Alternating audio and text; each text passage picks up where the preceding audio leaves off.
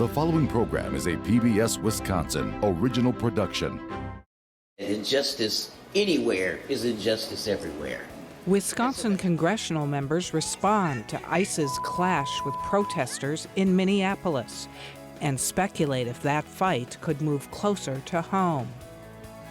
I'm Frederica Freiberg. Tonight on Here and Now, Wisconsin's U.S. senators address health care premiums and the ACA enhanced tax credits, cost of living, and ICE use of force in Minnesota. Governor Evers lays out his roadmap for his final year in office, and Zach Schultz reports on the legislative priorities from the candidates vying to be the next governor. It's Here and Now for January 16. Funding for Here and Now is provided by the Focus Fund for Journalism and Friends of PBS Wisconsin.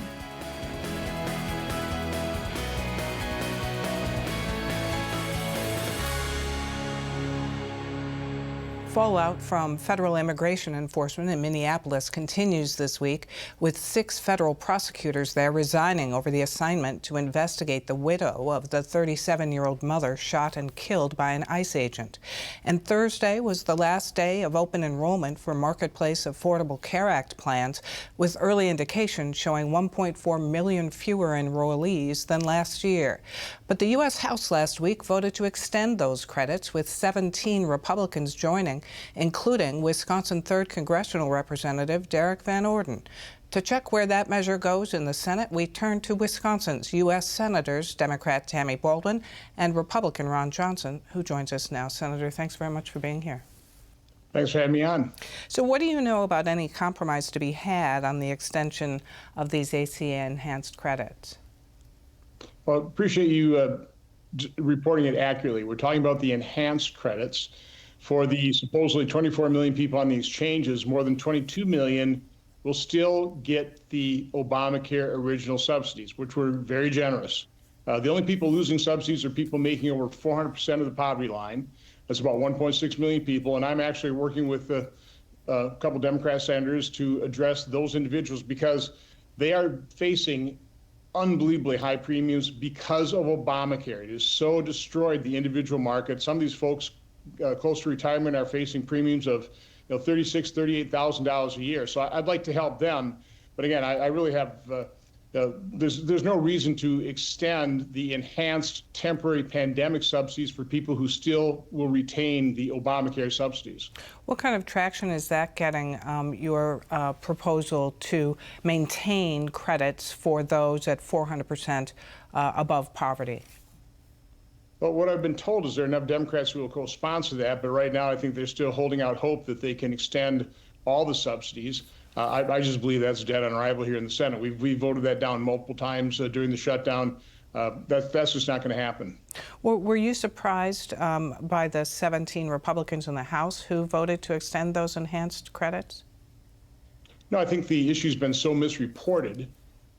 It's been so misrepresented that I think there are people in very close districts were concerned about that misrepresentation. They wanted to be showing their constituents that no, they want to help them handle the extremely high premiums. But remember, the reason premiums are so high is because Obamacare is just flawed. It's an awful structure.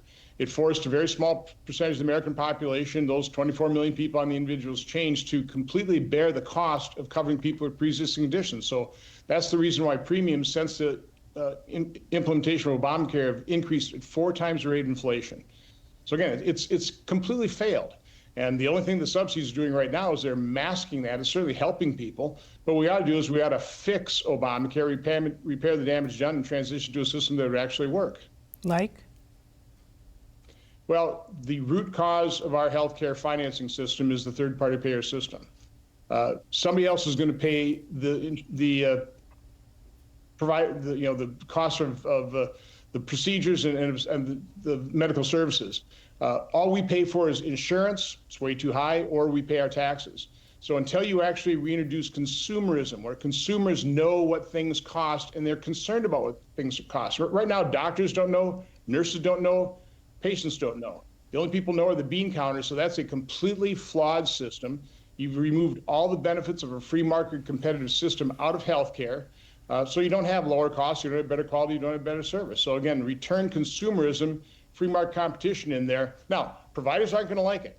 Right now, every incentive in our current healthcare system is to increase prices because everybody's taking a percentage cut off it. They'd rather take a percent cut off something that costs $10,000 rather than $5,000. So it's about consumerism. That's the only solution. On immigration enforcement, Minneapolis obviously continues to be a powder keg. How does the president invoking the Insurrection Act, bringing in U.S. military, help or hurt what's going on there in your mind? Well, what you ought to do is take a look at different states, those that are actually cooperating with ICE as the Trump administration tries to clean up this enormous mess left behind by Biden and Democrats who opened up our borders, versus those states that are resisting, where local law enforcement actually holds illegal immigrants that have committed crimes so that ICE can pick them up peacefully at the jails. You're not seeing a problem. Where you're seeing a problem is where you have insurgents like Governor Walz and the mayor inciting people to resist and obstruct justice, and that led to the tragedy of that one woman's death. Do you have concerns that Wisconsin will be similarly embroiled? I would hope that Wisconsin county sheriffs and local officials would cooperate with ICE. I think generally they do. We do not have pockets of large illegal immigrants in the state of Wisconsin, so it's not as big an issue here as it is with the Somali population and others in Minnesota and some of these other big cities. Do you feel like public benefits fraud in Minnesota justifies the Trump administration to surge ICE there? That's not why they're doing it. They're two totally separate issues. And yet that has been something that the president has spoken to. Well, again, you have a large Somali population that now we're seeing evidence of how much they are defrauding the federal government on a host of government programs. Flying $700 million of cash out of the Minneapolis airport. Again, there's some real problems there, but that's separate from the illegal immigrants and, quite honestly, the sanctuary cities, sanctuary states like Minneapolis and Minnesota, where you don't have local officials working with ICE to peacefully turn over people they've detained that have committed crimes. Other states that do it, you don't have these problems. You stated this week that you do not want to see immigration enforcement action on farmers. Do you have any assurances on that? Just that, for example, President Trump was not happy with the raid, I think, the Hyundai plant. So people here that are working, contributing, that is not the people that ICE is primarily going after. Right now, they're going after the criminals. Now, if you're associating yourself with people who've committed crimes, if you get caught up in those enforcement actions, I mean, if you've come to this country illegally, you've committed a crime as well, but that's not who the Trump administration is targeting. Do you support, on the kind of world stage, do you support the administration's actions in Venezuela or threats against Iran or even looking at Greenland? Do you support that kind of foreign policy? It is undeniably good that Maduro is no longer the illegitimate leader in destroying Venezuela. Now, what comes next, I don't know. If the mullahs could be replaced by the Iranian people, that would be a good thing for the world. They are a menace.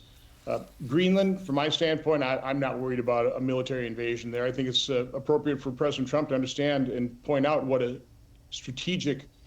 how strategically important Greenland is. And I think there's probably more and more intelligence coming out exactly what Russia and China may be doing there, and we need to make sure that Greenland is protected for NATO and for America and for our own national security. What do you think average Wisconsinites care most about right now? Do you think it's the cost of living? Sure. Always has been, always will be. And it's difficult to, once you've devalued the dollar to the extent we have over the decades. A dollar held in 1998 is only worth 51 cents. As recently as 2019, that dollar is worth 80 cents. And so the 40-year high inflation incurred during the Biden administration, that permanently devalued the dollar. So, a lot of those prices, they're not going to go back down. Now, there are certain commodities like energy, gasoline, you're noticing because we actually are encouraging drilling and energy production, gasoline prices are going down. I think a more rational approach to bird flu is probably bring down the price of eggs. So there are certain things we can address. President Trump right now and I had a briefing in terms of what he's doing to make sure that European countries or other developed countries pay the same price we pay for drugs, so they don't freeload off of our innovation. That will also help things, in terms of pharmaceutical pricing. All right, Senator Ron Johnson, we leave it there. Thanks very much for your time. Have a good day. Democratic U.S. Senator Tammy Baldwin was on the Senate floor this week to, in her words, rail against Republicans' repeated attacks on the Affordable Care Act. Senator Baldwin joins us now. Thanks very much for being here. It's a pleasure. Thanks for having me. So you say that, but Congressman Van Orden and 16 other Republicans in that body voted in favor of extending the enhanced tax credits. Does that represent some movement toward that in the Senate? It was, we had a moment in the Senate to take up the bill that was passed in the House of Representatives that would have extended the tax credits for 3 years, and my Republican colleagues blocked it, pure and simple. We have known for well over a year that these tax credits would expire at the end of 2025.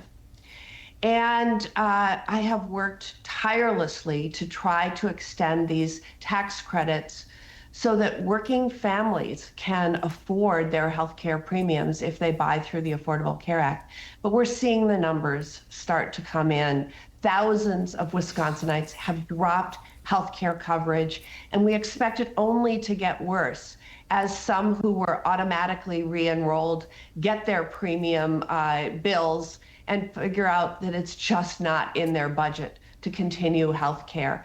And so while I will never throw in the towel on fighting for affordable health care for all, I can tell you that for some, it is too late in this particular year to repair the damage that has been done. And as to my colleague from Wisconsin in the House, he has railed against the Affordable Care Act, supported repeal of it in its entirety for years now, and this at the last minute, in my mind, does not does not make him now a fan of the program. So we just spoke with Senator Johnson, and he is proposing maintaining the tax credits for people at 400% above poverty. Is that something that you would support? Look, I believe that there is a lot of room for negotiation on the extension of the Affordable Care Act tax credits.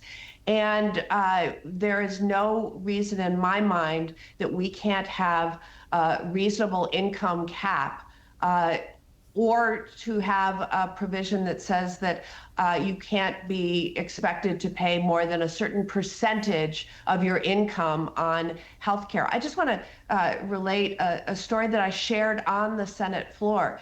I have a constituent who is paying 40% of their income on their health insurance premium. That's how much it's gone up in the absence of these Affordable Care Act tax credits. And so I think we have to be reasonable here, capping the percentage of people's income that should be contributed towards health insurance. But I think we can look at a reasonable limit for higher wage earners to have that tax credit taper off. On immigration enforcement, do you think the president invoking the Insurrection Act to bring in the military helps or hurts what's going on right now in Minneapolis?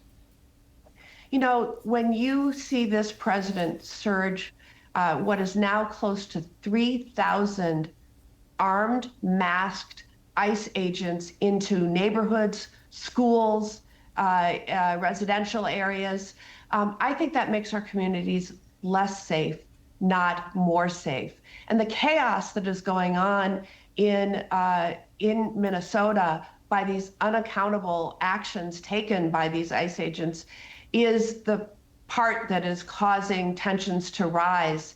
And I think that the Trump effort to change the narrative and blame residents who are peacefully protesting this presence is wrongheaded. He's been talking about reckoning and retribution. That's what I think this is all about. And it is very, very disconcerting to see this surge. That right now, ICE agents outnumber local law enforcement 3-1. What do you think about invoking the Insurrection Act? I think it's entirely wrongheaded and is about the retribution campaign that this president is on, and inappropriate. Do you think this kind of powder keg comes to Wisconsin? You know, I think we need to be watching and vigilant about what's happening in our neighboring state of Minnesota and be ready. I think it is very responsible for our local leaders and state leaders to be talking actively about what this would look like in Wisconsin. On foreign policy, U.S. threats against Iran, the incursion into Venezuela, and the play on Greenland, in your mind, where does all this leave the U.S. in the world? You know, first of all, it's so clear that the president is distracted and trying to distract the attention of the American public.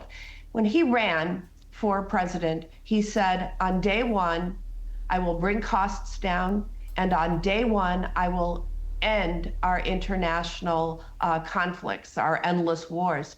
And instead, he has promoted policies that have increased prices of everything from groceries and consumer goods to energy, housing, and he has, instead of bringing an end to conflict, he has proposed or actually engaged in more. This president is totally distracted from what he promised he would do for the American people. Because what do you think Wisconsinites care most about right now? Is it the cost of everything, including housing? Including housing, including health care, as we just discussed. Many are facing these impossible choices and actually dropping something as essential as health care coverage because they can no longer afford it because of policies that Donald Trump has promoted. The economy is by far the #1 concern that I hear from my constituents. And it's, you know, the cost of things feels just impossible to them right now. Housing costs have skyrocketed, and we have seen grocery prices accelerate in terms of inflation in recent months. And the president's energy policies are going to create a significant price hike for people. And so, again, this president is distracted, and he is not focusing on the very things that Wisconsinites who voted for him would like him to. Are there fixes to this that you may be working on across the aisle? There are certainly there are fixes to everything. As I said, I won't throw in the towel on healthcare costs. I continue to work with my Republican colleagues on ways in which we can bring down the costs of prescription medication, ways in which we can reform the healthcare system, which is terribly broken right now. On housing, I certainly reach out to my Republican colleagues to join with me and others to make sure that private equity firms and large corporations aren't gobbling up all the single-family homes that make them take them off the market and make home ownership so much more difficult for first-time home buyers. You know, the average age of the first home buyer is now 40 years old. Imagine that. And the price in the last decade or so of housing has nearly doubled in our state. And so we have to squarely focus on these issues of affordability so that being in the middle class means something, means you're getting ahead. We leave it there. Senator Tammy Baldwin, thanks very much. Thank you for having me. Governor Tony Evers this week laid out a list of his priorities for his final year in office. As the state legislature has a matter of weeks left in its schedule to advance any unfinished business to the floor, it's unclear how much of the governor's affordability agenda will make it through. Whether it's prescriptions for insulin, other daily out-of-pocket costs, or the skyrocketing price of health care coverage. Things are simply not affordable, and paychecks aren't going as far as they used to. I'm asking the legislature to approve $1.3 billion in property tax relief to prevent property tax increases for average Wisconsin homeowners and help lower property taxes for working families, veterans, and seniors across our state. Under this proposal, we can make sure the average homeowner will not see a property tax increase, period. With so many candidates running for governor, it can be hard to remember all the names, much less where everyone stands on each issue. Last month, Here and Now senior political reporter Zach Schultz sat down with 9 of the leading candidates. You can find those interviews on pbswisconsin.org/news. In addition, over the next few months, you'll hear from the candidates on individual issues, everything from school funding to data centers to creating more affordable housing. Tonight, we kick things off with their highest priorities, what each candidate would work on first as governor. For the first time in 16 years, you can legitimately say control of the Wisconsin legislature is up for grabs in the next election, which means the incoming governor could actually pass their agenda. So we asked each candidate what the first bill would be that they want to sign into law. The most common answer had to do with dealing with the rising costs of everything. So the things that I want to make sure that I'm signing into law are things that are going to reduce costs for Wisconsinites. And that's going to be healthcare costs primarily, but also looking at childcare. We've got other states that we can look at for examples where they've been able to subsidize childcare for folks. Treating that as infrastructure is going to be something that's going to be a priority for me. Well, the first thing I want to sign is about, how do we really tackle this affordability crisis? I would love for us to focus on affordable and attainable housing in every corner of the state of Wisconsin. I would like for us to focus on fully funding our public schools, making sure that there are good paying jobs no matter where they are in our state, and making sure that our young people are ready for the jobs of today and tomorrow. No matter what we do, the first thing we need to do is work on affordability. I think there are any number of ways in which we need to ensure, whether it's on the issues of stable housing around the state or whether it's on the issues of health care, Medicaid expansion, which the governor has tried to do over the course of his 8 years, hasn't been able to do. Those are the types of things that can be done with a Democratic majority, and those are the types of things that I'd be eager to do right away. Well, I think there's a laundry list, and that's part of our challenge. But one of the things that I want to see first is things that are focused on affordability, property taxes and income taxes in particular. It's embarrassing to me that our top bracket of income tax is almost double what Illinois is. I'd like to see it flattened out and then slowly eliminated. And then property taxes, I'd like to see us go from 4 or 5 entities on property tax bills down to 2 or 3. The goal of cutting them by 50%. You make a moonshot, and if you hit the stratosphere, you've won. Well, the first thing that the governor comes in and does at any time when there's a new governor is write the budget. And so I will be working closely with whoever's in the legislature to make sure that we have a budget that is immediately addressing challenges that Wisconsinites are facing. Things like health care and childcare costs, but also we have a real challenge around public education. We need to reinvest in our teachers and our schools, and we need to make sure that our university and our tech colleges are funded in a way that helps them move forward. It's all about investment. The first priority is Badger Care expansion. Right away, day one, special session if necessary. I refuse to sign a state budget that does not include Badger Care expansion if we have not already gotten to that point. We're one of 9 states. We are one of 9 states that has yet to expand our Medicaid program under the Affordable Care Act. It's a travesty that is not the case. Republicans in the legislature have denied people the care that they deserve Boy, I don't think we have any choice at this point, but we got to deal with education. I just saw some data this week where almost half of first graders cannot read at grade level. We have fallen behind Mississippi in education. That is unacceptable. I don't care if you're Republican, Democrat, or whatever political persuasion.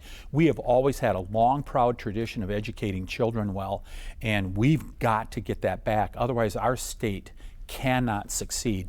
But I think next is the cost of living, and it is getting the cost of energy down, reducing taxes, things like that make Wisconsin more affordable. Well, I want to sign a budget that raises wages for people, restores people's rights, lowers costs on the biggest ticket items like healthcare, and funds our public school system.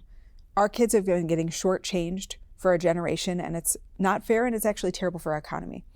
Big signature policy items that I'm interested in passing is opening up the state health insurance and the state pension systems to any person to be able to buy in. Red flag logs and background checks and safe storage. I think gun safety is a universal issue, and we have to ensure that we're protecting our kids. And then public education and universal childcare. I think when we put our kids first, working class families all win. Reporting from Madison, I'm Zach Schultz for Here and Now. For more on this and other issues facing Wisconsin, visit our website at pbswisconsin.org and then click on the News tab. That's our program for tonight. I'm Frederica Freiberg. Have a good weekend.